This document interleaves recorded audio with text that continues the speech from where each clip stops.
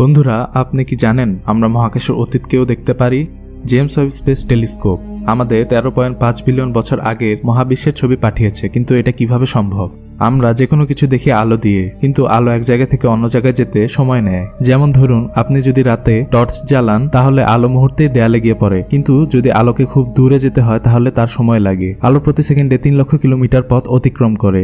এত দ্রুত হলেও যদি কোনো গ্যালাক্সি আমাদের থেকে 100 কোটি আলোকবর্ষ দূরে থাকে, তাহলে সেই গ্যালাক্সির আলো আমাদের কাছে পৌঁছাতে 100 কোটি বছর সময় লেগে যায়। তাহলে যখন আমরা এখন সেই গ্যালাক্সির ছবি দেখি, আমরা আসলে তার 100 কোটি বছর আগের চেহারা দেখছি। কিন্তু মহাবিশ্বের দূরের গ্যালাক্সিগুলো থেকে আসা আলো সাধারণ ক্যামেরায় দেখা যায় না, কারণ মহাবিশ্ব প্রসারিত হচ্ছে। ফলে সেই আলো লম্বা হয়ে ইনফ্রারেড আলোতে পরিণত হয়, যা খালি চোখে দেখা যায় না। জেমস ওয়েবের বিশেষ ক্যামেরাগুলো ঠিক এই ইনফ্রারেড আলো ধরতে পারে। এজন্য এটি আমাদেরকে এমন সব গ্যালাক্সির ছবি পাঠাচ্ছে যা আমাদের মহাবিশ্বের একেবারে শুরুর দিকে। তাই যখন জেমস ওয়েব কোনো গ্যালাক্সির ছবি তোলে, আমরা আসলে অতীতের মহাবিশ্ব দেখছি।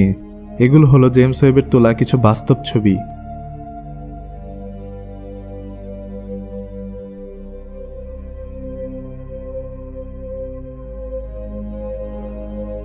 জেমস ওয়েব আমাদের ভবিষ্যতে আরো কি দেখাতে পারে বলে আপনি মনে করেন? কমেন্টে জানান।